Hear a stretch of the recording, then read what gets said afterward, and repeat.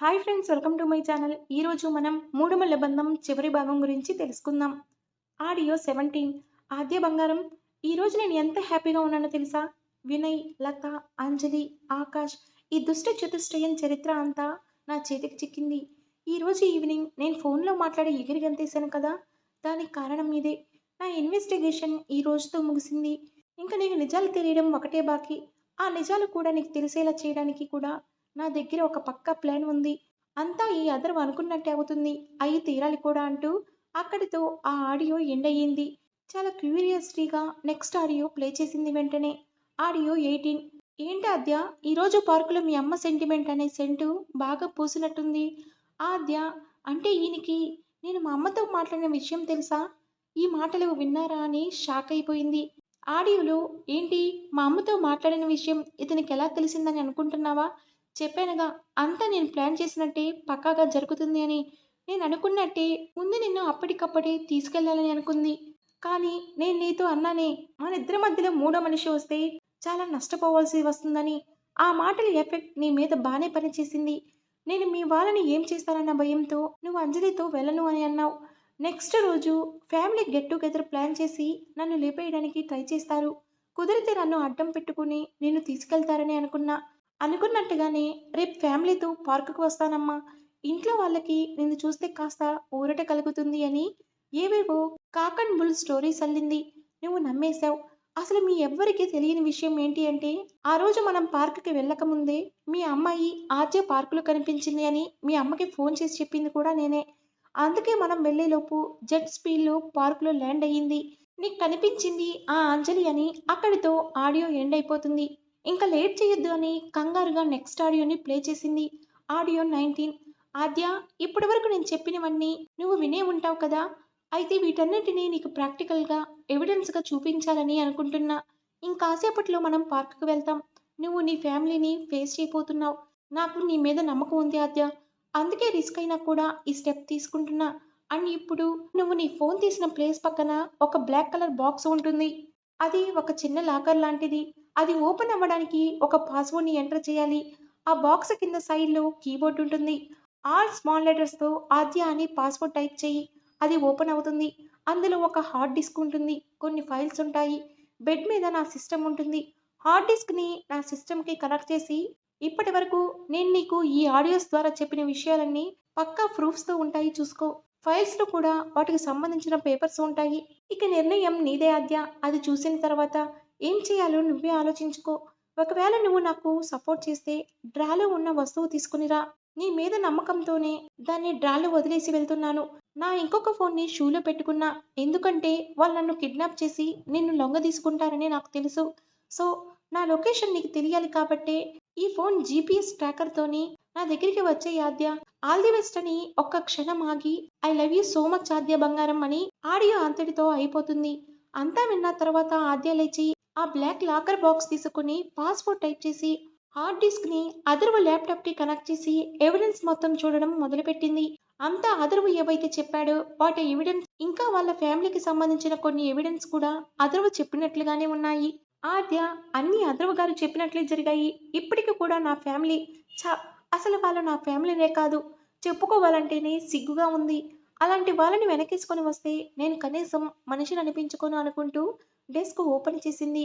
అందులో ఉన్న వస్తువుని తీసుకుని జీపీఎస్లో అథర్వ లొకేషన్ కనుక్కొని తన ట్రూ లవ్ వైపు జర్నీ స్టార్ట్ చేసింది ఆద్య. అథర్వ అరిచిన ఆ అరుపుకి అంతా 2 అడుగులు వెనక్కి వేశారు. అక్కడ ప్లేస్ అంతా ఒక్కసారి రీసౌండ్ అయ్యింది.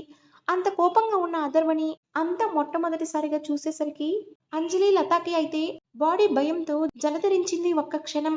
అయినా కానీ మా చేతుల్లో ఇప్పుడు బందీగా ఉన్నాడు, ఏం చేయలేనని కొంచెం ధైర్యం పుంజుకున్నారు. ఆకాష్ వినయ్ వైపు చూస్తూ, అంటే డాడీ, నువ్వు అన్న ఆనంద్ వీడేనా అని అడిగాడు. ఆత్రం ప్లస్ అనుమానం వాయిస్ లో మిక్స్ చేసి. ఆ వీడే, ప్రశాంత్ కొడుకు అన్నాడు పరధ్యానంగా వినయ్. ఆకాష్, ఓ, అయితే నాకు కాంపిటీషన్ వచ్చింది ఇతగాడేనా అని అధర్వని ఎగాదిగా చూసి, పర్లేదు బానే ఉన్నాడు, మంచి కటౌట్తో హ్యాండ్సమ్ గా, కానీ బ్యాడ్ లక్ రా అన్నయ్య. నువ్వు ఎంత బాగన్నా నాకంటే అందంగా అయితే లేవు. నాలాగా స్ట్రాంగ్ బాడీ కాదు. లేకపోతే 2 దెబ్బలకే పడిపోయావని నవ్వాడు. ఆధారు, నీకన్నా నీ అయ్య బెటర్రా. కానీ నీకింకా మ్యాటర్ అర్థం కాలే. ఇంత దద్దెదిమ్మవేంట్రా నువ్వు? ఒకవైపు నీ బాబు ఎందుకు అన్‌కాన్షియస్ అయినట్టు యాక్ట్ చేసావని మొత్తుకుంటుంటే, నువ్వింకా ఆ 2 రాడ్ దెబ్బల దగ్గరే ఆగిపోయావు. నువ్వింకా టాప్ ఫ్లోర్‌లో అదే బ్రెయిన్‌లో ఉండే ఏరియాలో ఎదగాలి. ఇంక బాడీ ఫిట్‌నెస్ విషయానికొస్తే, మీ అయ్య కొడుకులు ఇద్దరూ నా చేతి దెబ్బల రుచి చూసిన వాళ్ళే. ఇదిగో పెద్ద మనిషి, ముఖ్యంగా నువ్వు. నిన్నైతేరా కుక్కని కూడా అంత హీనంగా ఎవరు కొట్టుండరు. కానీ నేను నిన్ను అలా కొట్టాను తెలుసా అని నవ్వుతూ కళ్ళెగరేశాడు. వినయ్, రేయ్, పగటి కలలు కంటున్నావా? మమ్మల్నెప్పుడు కొట్టావురా నువ్వు అని ఆవేశంగా ముందుకు అడుగు వేశాడు. ఆకాష్, ఆ, నాకు గుర్తు వచ్చింది డాడీ. పెళ్లిలో కొట్టిన దాని గురించి చెప్తున్నాడనుకుంటా అన్నాడు పెద్ద జీనియస్‌లా మొఖం పెట్టి. మళ్ళీ తనే మాట్లాడుతూ, అయినా అవి కూడా ఒక దెబ్బలేంట్రా? 2 రోజుల్లో మానిపోయాయి. వాటిని నువ్వు కుక్కను కొట్టిన దెబ్బలనుకుంటున్నావా? How silly! హహహ అని నవ్వాడు.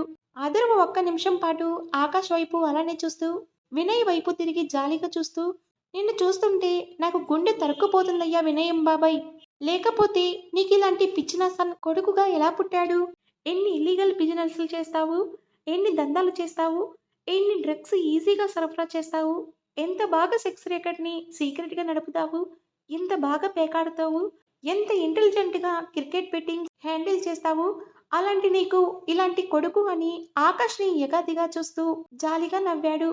అయితే ఇప్పుడు అథర్వ చెప్పిన లిస్ట్ విని అక్కడున్న ఆడాళ్ళతో సహా అందరి మొఖాల్లో నెత్తిటి చుక్కలేదు. వినయ్ అంకుల్ గురించి సెపరేట్‌గా చెప్పనవసరం లేదు. అయితే అథర్వ అన్న మాటలకి ఆకాశంకి మాత్రం లోపల రక్తం సలసల మరిగిపోతుంది. వినయ్ తేరుకొని, ఈ విషయాలన్నీ నీకెలా తెలుసు? చెప్పు అని అడిగాడు కంగారుగా ఒక్కో పదం కూడదీసుకొని. అథర్వ కూడా అదే స్టైల్‌లో ఈ విషయాలన్నీ నాకు ఎలా తెలుసో నేను చెప్పానుగా అని అన్నాడు నవ్వుతూ. ఇంకా ఆకాష్‌కి మంటెక్కువయ్యి, ఏంటి డాడీ ఇప్పుడు అదంతా అవసరమా? వీడు మన చేతుల్లో ఉన్నాడు. వీడినిక్కడే కంప్లీట్ చేస్తే వీడికన్ని విషయాలు తెలిసినా మాత్రం ఏం చేయగలుగుతాడు? ఈరోజు వీడు నా చేతుల్లో అయిపోయాడు అని వినయ్ అంకుల్ ఇందాక వదిలేసిన రాడ్ తీసుకొని కొట్టడానికి రాడ్ పైకెత్తాడు. కానీ అథర్వ కళ్ళల్లో గర్వం, పెదవుల మీద ఒక ఈవిల్ స్మైల్ వచ్చి చేరింది. సడన్‌గా వచ్చిన ఆ నవ్వుకి అర్థం ఏంటో అర్థం కాక, రేయ్, ఇప్పుడెందుకురా నవ్వుతున్నావ్? నేను నిన్ను కొడతా ఇప్పుడు అని ఆవేశంగా పిచ్చెక్కినట్లు అరుస్తున్నాడు. పాపం ఆకాష్ అరుపులకి అథర్వకి ఇంకా నవ్వు వస్తుంటే బలవంతంగా ఆపుకోవడానికి చాలా ట్రై చేస్తున్నాడు. అది చూసి ఆకాష్‌కి ఇంకా మెంటలెక్కిపోతూ ముందు ఉన్న వినయ్, లత, అంజలి వైపు చూశాడు. వాళ్ళేమో అసలు ఈ లోకంలోనే లేనట్టు ఇంతింత కళ్ళేసుకొని టైర్ సర్ ప్యాడ్‌లాగా అవాక్కయి నోరు తెరుచుకొని చూస్తున్నారు.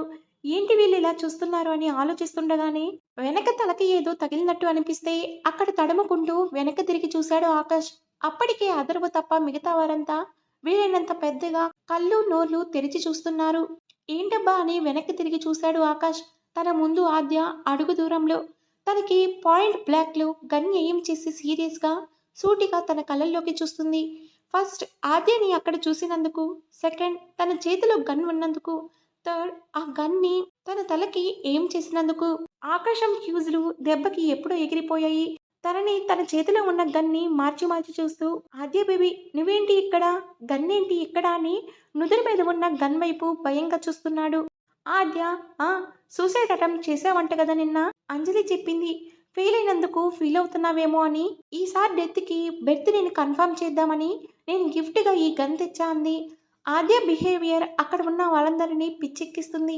ఒక అథర్వకి మాత్రం పిక్చర్ చూస్తున్నంత థ్రిల్ వస్తుంది. అసలు నువ్విక్కడ ఏం చేస్తూ అని ఆకాష్ కంప్లీట్ చేయకముందే, ఏయ్, చుప్, నోరు మూసుకో. లేకపోతే ఈసారి బుల్లెట్స్ గన్‌లో ఉండవు. నీ హెడ్‌లో ఉంటాయని గన్ హ్యాండిల్‌తో తల మీద గట్టిగా ఒకటిచ్చింది ఆద్య. దెబ్బకి ఆకాశంకి తల బొప్పి కట్టింది. ఆ బొప్పి మీద రుద్దుకుంటూ షాకింగ్‌గా, అసలేంటి ఆద్య ఇలా బిహేవ్ చేస్తున్నావని చటుక్కున ఆద్య చేతిలో ఉన్న గన్ని లాక్కున్నాడు. అయినా కూడా ఆద్య కొంచెం కూడా బెదరలేదు.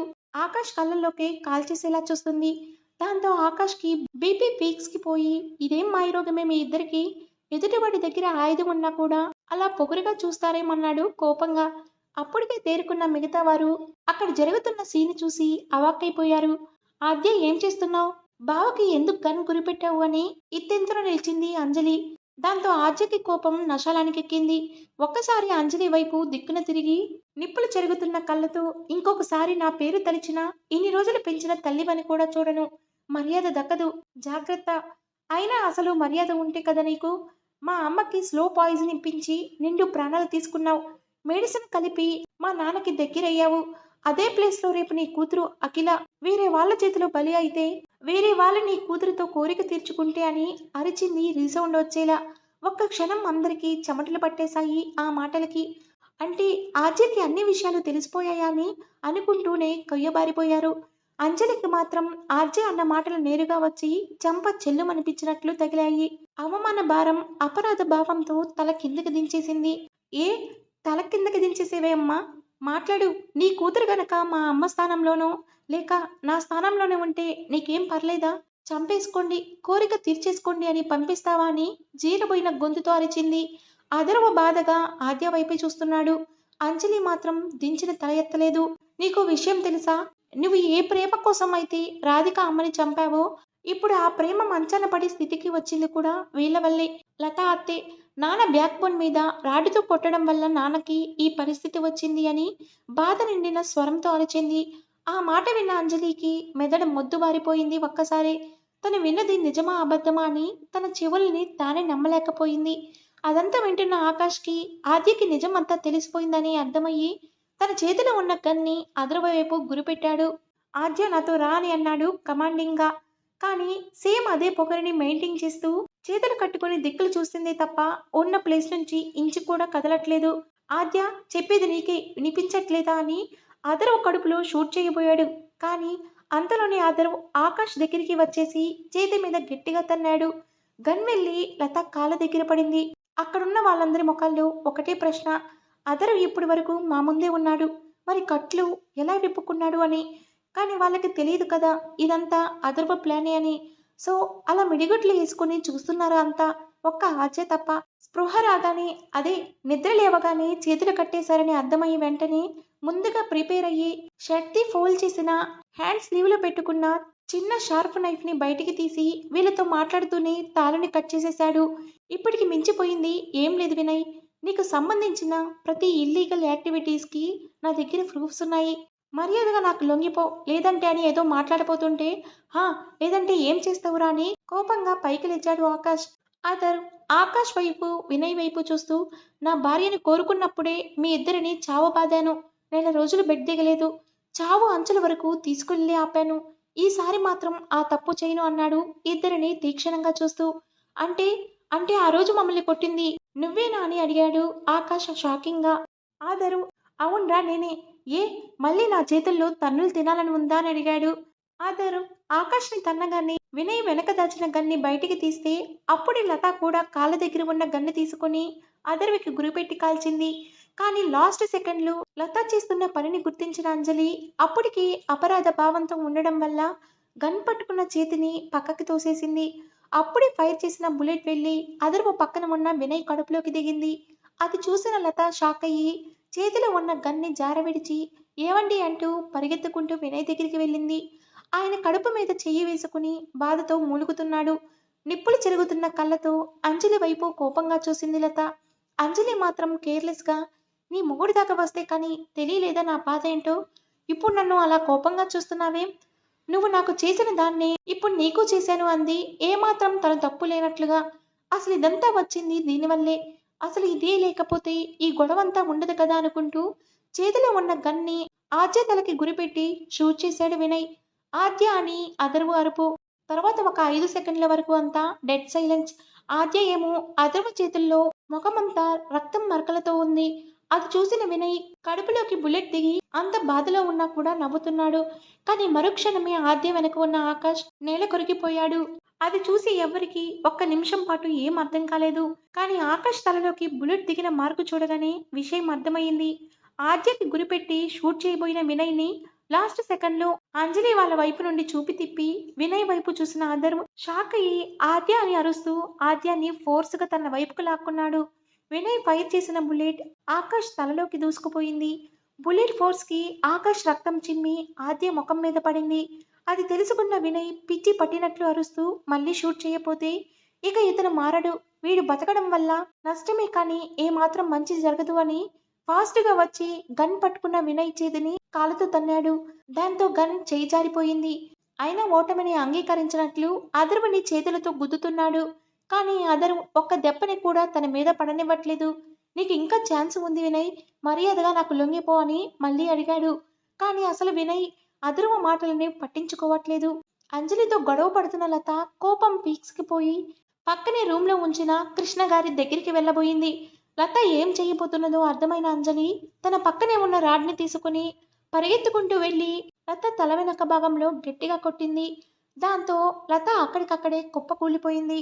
ఎంతకీ వినయ్ ఆగకపోవడంతో ఇక లాభం లేదు అని, అంతా చెయ్యి దాటిపోయింది అని దూరంగా ఉన్న గన్ని వినయ్ని డిఫెండ్ చేస్తూనే అందుకుని ఇక ఏమాత్రం ఆగకుండా నాన్ స్టాప్ గా గన్లో ఉన్న ఫుల్ మ్యాగజైన్ ని వినయ్ తలలోకి దించేశాడు అదరు. అక్కడికక్కడే చనిపోయాడు వినయ్. లతా దగ్గర నుండి వెళ్లి కృష్ణ గారికి వీల్ చైర్లో బయటికి తీసుకుని వచ్చిన అంజలి ఒక్క ఉదుటిన పరిగెత్తుకుంటూ వెళ్లి ఆద్య కాళ్ళ మీద పడింది. దానికి ఆద్య షాక్ అవుతూ అమ్మా ఏంటిది, లేవండి అని అంజలి గారిని పైకి లేపింది. రెండు చేతులు జోడించి అదరు ఆద్య కృష్ణ గారికి దండం పెడుతూ నన్ను క్షమించండి అని కుల్లి కుల్లి ఏడుస్తుంది. తనని అలా చూసి ఆద్య బాధగా అంజలి గారిని పట్టుకుని వదిలియమ్మ, అయిపోయిందేదో అయిపోయింది, ఇంకా ఈ విషయాలన్నీ మర్చిపో అని అంజలి చేతులని కిందకి దించింది. ఆద్య క్షమగుణానికి నిలువెల్లా కరిగిపోయింది అంజలి. 2 డేస్ తర్వాత లొకేషన్ అథర్వ్ హౌస్. అబ్బా ఇది ఇంకా రావట్లేదేంటి, ఎంతసేపు వెయిట్ చేయాలని అసహనంగా డెకరేట్ చేసిన రూమ్లో యాపిల్ తింటూ డోర్ వంకే మాట మట్టికి చూస్తున్నాడు. తెల్లని పట్టుబట్టల్లో చంద్రుడిలా మెరిసిపోతున్న అథర్వ్ తన ఎదురు చూపులకి ఫలితంగా ఎర్రటి అంచు ఉన్న తెల్లటి పట్టు చీరలో దేవకన్యలా మరిసిపోతూ రూమ్లోకి సిగ్గుపడుతూ పాల్ గ్లాస్ పట్టుకుని వచ్చింది ఆద్య. అథర్వకి ఆద్యని అలా చూసి అసలు నోటమాట రావట్లేదు. అబ్బా అని గట్టిగా కళ్ళు మూసుకుని గుండె మీద చెయ్యి వేసుకున్నాడు అథర్వ్. వెంటనే ఏమైందండి అని కంగారుగా అడిగింది ఆద్య.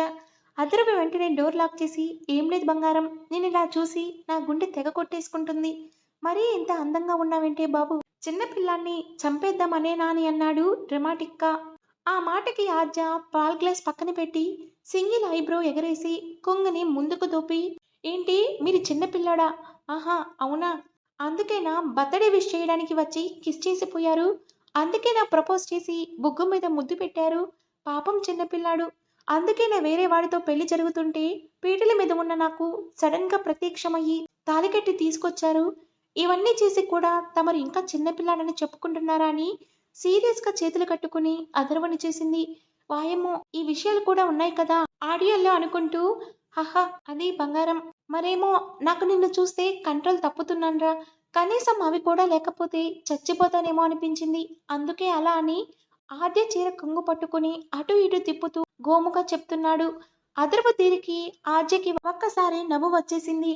ఆద్య అలా నవ్వుతుంటే అలానే చూస్తున్న అదర్వ వెంటనే పక్కన ఉన్న పాల గ్లాస్లోని సగం పాలు గటగట తాగేసి ఆద్యకి కూడా కొన్ని తాగించేసి పద ఇంకా మన గేమ్ స్టార్ట్ చేద్దాం, ఇప్పటికే చాలా వెయిట్ చేశాను నేను, ఇంకా నా వల్ల కాదు అని ఆద్యని రెండు చేతులతో ఎత్తుకొని తీసుకెళ్లి అమాంతం బెడ్ మీద పడేసి తనపై వాలిపోయి లైట్ ఆఫ్ చేసి ఇక పూర్తిగా తనని ఆక్రమించేసుకోవడంలో మునిగిపోయాడు.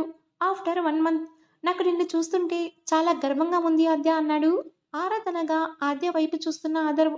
ఆద్య చిన్నగా నవ్వి ఆస్తులనేవి మనుషుల అవసరాలని తీర్చడానికి మాత్రమే ఉండాలండి, మనుషుల మరణాలకి కారణం కాకూడదు, అలాంటిది అంతమంది మరణానికి కారణమైన ఆస్తి మనకి వద్దండి, మీ బాల్యం గురించి విన్నప్పుడు మీరు పడ్డ బాధలు చెప్తుంటే గుండె మెలిపెట్టినట్టయింది నాకు, అందుకే ఈ ఆస్తులన్నీ అనాథాశ్రమాలకి రాసేశాను, నాకు నా భర్త సంపాదన చాలు అని అదర్వ జుట్టు చెరిపి ఇకపై నేను కూడా జాబ్ చేస్తాను అండి, ఇద్దరికి వచ్చిన దాంట్లో కొంత ప్రతి నెల ఇలానే డొనేట్ చేద్దాం, ఏమంటారు, మీకు ఓకేనా, నేను జాబ్ చేయడం మీకు ఇష్టమేనా అని అడిగింది అదర్వ కళ్ళల్లోకి చూస్తూ.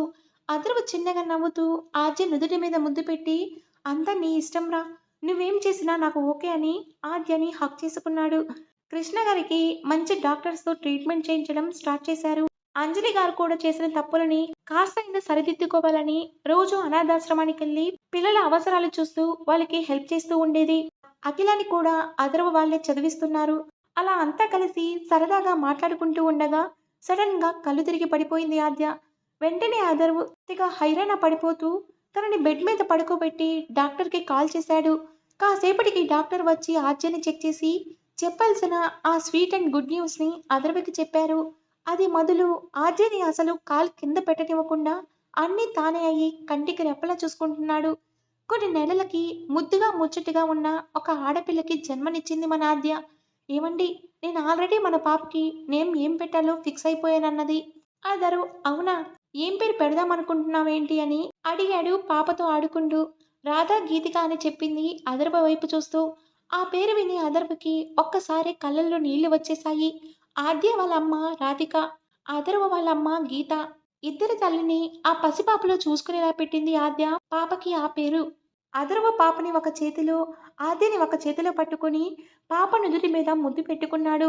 ఆ అందమైన క్షణాన్ని ఎప్పటికీ పదిలంగా ఉంచుకునేలా ఆ దృశ్యాన్ని ఫోటో తీసింది అఖిల. ఇంతటితో ఈ కథ ముగిసింది. మరొక కథతో మీ ముందుకు వస్తాను. ఈ కథ కనుక మీకు నచ్చినట్లయితే మీ విలువైన అభిప్రాయాన్ని కామెంట్ రూపంలో తెలియచేయండి. ఇలాంటి మరిన్ని వీడియోస్ కోసం నా ఛానల్ని సబ్స్క్రైబ్ చేయండి.